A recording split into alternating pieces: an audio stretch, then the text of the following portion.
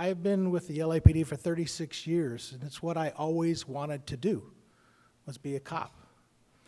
And for me, it doesn't seem like what we've accomplished and what we've done in partnership with so many people is that big a deal, because it's just common sense to treat people nice, to treat people respectfully, to do policing constitutionally.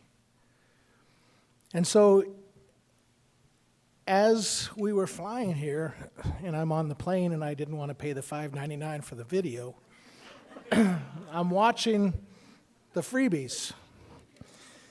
And Truth or False came on, and it was about the Founding Fathers, who are the ultimate governing folks for this country, the people that set the original example. And it talked about the fact or the fiction in that the country signed the Constitution in 1776, and the Articles of Confederation came into play over the next 11 years, but everybody kind of presumes that the Constitution just came in right away. But the Founding Fathers saw that the Articles of Confederation weren't working, and rather than going with the status quo, they said, we have to do something different. And I think everybody in government needs to take a lesson from that our job is not to do the status quo, but to take a look at what's really going on, whether it's working or not, and then have the courage to say, this isn't working, we need to make a change. And use that as an example, because the Constitution of the United States is something that seems like it's been working pretty well. And so I really want to thank Governing Magazine for giving us this honor, because what it's really done, along with some other acknowledgments that we've received, is help us to take what we're doing and make it more of a norm within police departments.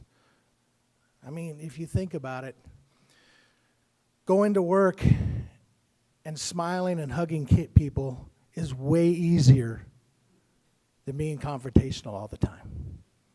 And there's still people that have to go to jail. There's still people that you can't use that kind of policing on. But the hard thing is to recognize that everybody doesn't need the same dose of everything.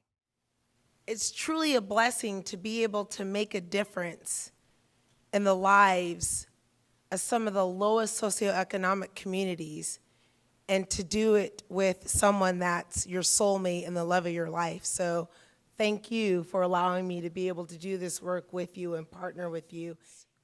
We truly knew that we were representing a community that is a forgotten community, and that has only been known as a community that created one of the biggest riots in the history, the community of Watts.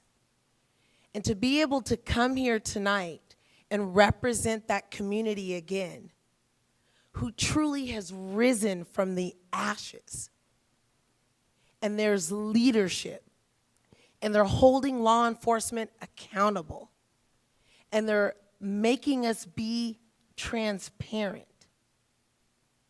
And they've allowed us as a government agency to apologize and ask for reconciliation for the wrongs that we've done and the way we've policed those communities is amazing.